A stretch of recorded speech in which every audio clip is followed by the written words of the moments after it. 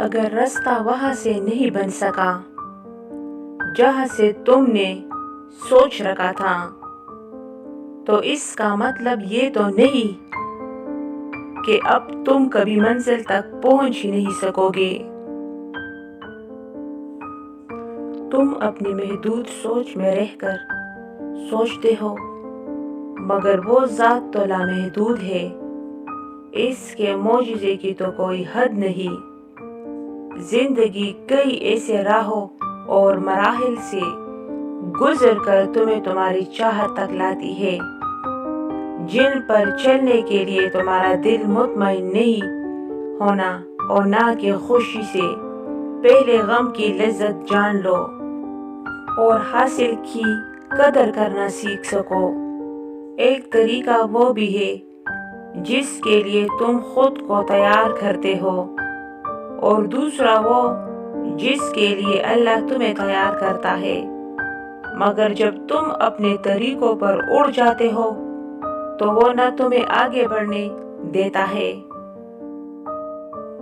اور نہ پیچھے مڑنے دیتا ہے، تاکہ تمہیں یاد کروا سکے کہ سکون کو قریب لانے کے لیے تمہیں پہلے اس کے قریب جانا ہوگا جو اس سکون کو عطا کرنے والا ہے۔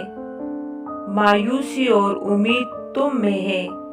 وہ کہتا ہے اللہ تمہارے حالات تب تک نہیں بدلتا جب تک تم وہ نہیں بدلتے جو تمہارے اندر پوشیدہ ہے۔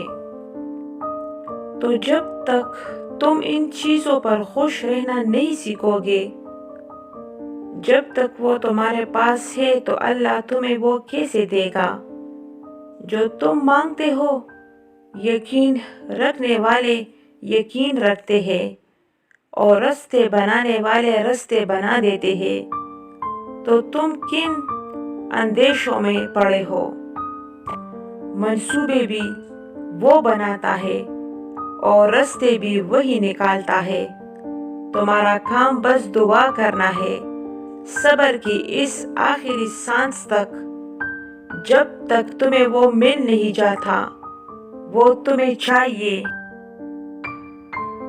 تمہارا بکھرنا عارضی ہے، مگر اس کا تھام لینا مستقل ہے۔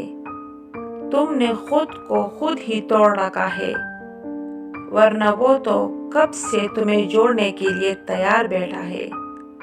تو تم ان ٹکڑوں کو اس کے پاس لے جاؤ، پھر وہ انہیں یوں سمیٹ دے گا جیسے اس کا ایک حرف کن ان دو جہانوں میں سمیٹ کر انہیں زندہ کر دیتا ہے۔